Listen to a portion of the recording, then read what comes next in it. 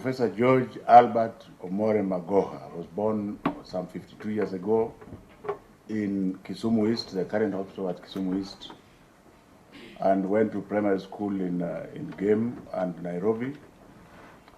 My primary school was at Dr. Livingstone, after which I joined Starehe Boys Center, where I was trained to be what I am today.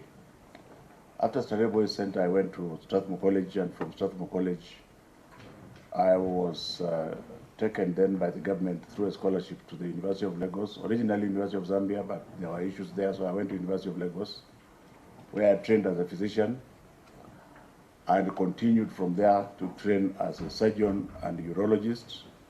From there, I also went to the Royal College of Surgeons in Ireland, the Royal Postgraduate Medical School in London at Hammersmith, and much later in life to the Stanford University Graduate School of Business. My trajectory from the medical perspective has been extremely eventful because I started teaching in 1979 at the University of Lagos, and was then requested to come to Kenya in 1987 when the late Professor Wori died. The government was looking for Kenyans abroad, and I was approached and came. At that time, I had to leave a well-earning salary of over 100,000 shillings to come and start earning 6,000 shillings because I thought I had something to offer. On coming to Kenya, I took a job which was basically below what I was expected to do. I started on as a lecturer, but within a year I went on to be a senior lecturer, and passed very quickly through the ranks from 1988 to the year 2000, when I became a full professor of urological surgery. So the vertical trajectory, in 1999, I was tried as a chairman of academic department of surgery as an acting chairman, then later confirmed. And since I'm very firm, even though I was approached to be a dean, I said I was not going to be a dean because I was not going to campaign to anybody. But the staff told me, no, that's precisely why we want you to become the dean. So I became the dean of the Faculty of Medicine in the year 2000. And when I went to the dean's office, it looked like a pigsty. So that's where it started. I basically went to the VC and told him, well, I cannot sit in this office because I'm the dean of the Faculty of Medicine. I said, well, my son, there's no money. I told him, but there's a lot of money out there. You just need to go and look for it. And he said, go and try. 2 weeks later, I was back with 10 million shillings from my Korean colleagues. And then for the first time, I got a bit annoyed with my very good friend and mentor, Professor Kichaga. He said, but you can't build your office until you build that of the principal. So I asked him, but why didn't you tell me before? He said, no, I did tell you before because I was sure you're not going to get the money. So it took me another 6 weeks to convince my colleagues there. And I got another 20 million shillings, so together about 30 million. We rebuilt the dean's office, the principal's office, and all the other facilities that go with them. Now, I didn't know that that is what was going to propel me into the administration of the university, because a year later, Gijaga then comes and tells me, no, Professor, you come, go to the next office as I consult.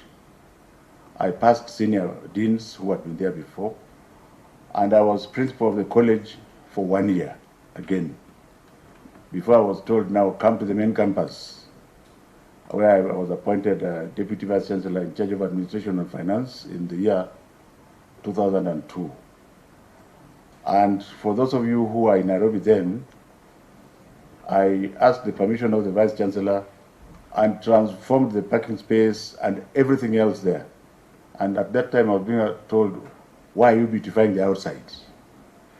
But that came to pass. When it came to 2004, and we had a new chancellor who insisted that we had to look for a vice chancellor from outside, I personally did not see anything wrong with Professor Kemba.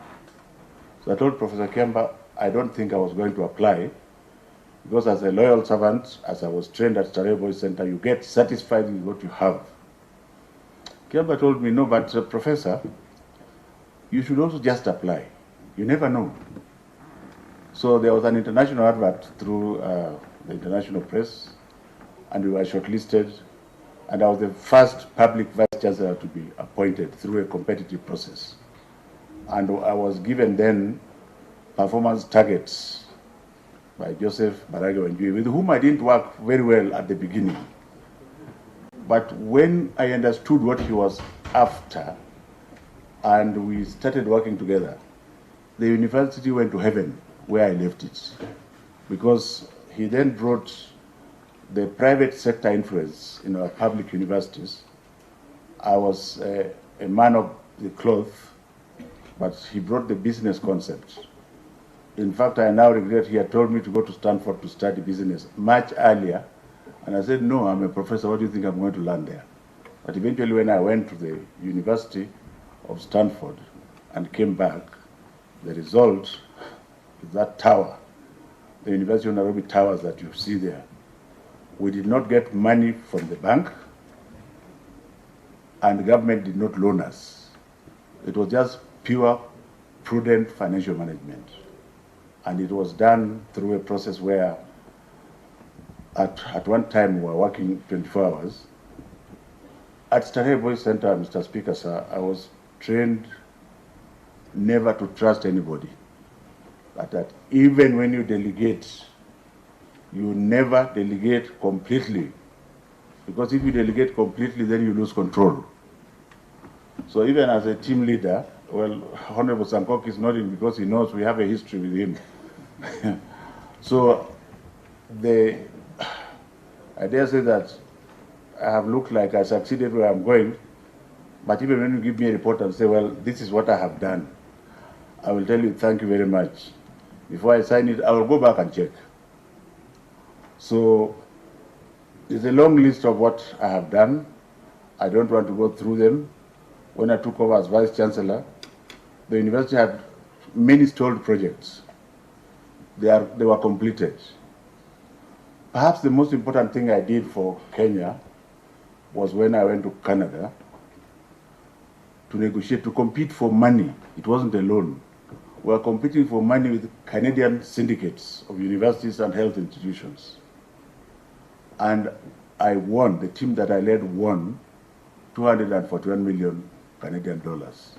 And the result of that can be measured at Kenyatta National Hospital through the level 3 laboratory that is there, which is dealing with research on fevers that like Lassa fever and so on and so forth. My major weakness, Mr. Speaker, sir, is that I start from the end. I start from the goal that I want to achieve and work backwards and make sure that it is achieved. Because throughout my short period in public service, I have found out that processes are so good, the processes are always very good. When you want to measure what you have achieved with that process, there is nothing to measure. So as I come before you, I know, Mr. Speaker, sir, that if I don't have you as part of the team, the larger team, then I shall not deliver. I believe, as I conclude, that in order to deliver, you must empower whoever is working for you or all the people that you are working with. And if you are, by the grace of God, taken to lead them, you must lead from the front and from the back, but by example. Thank you very much, Mr. Speaker.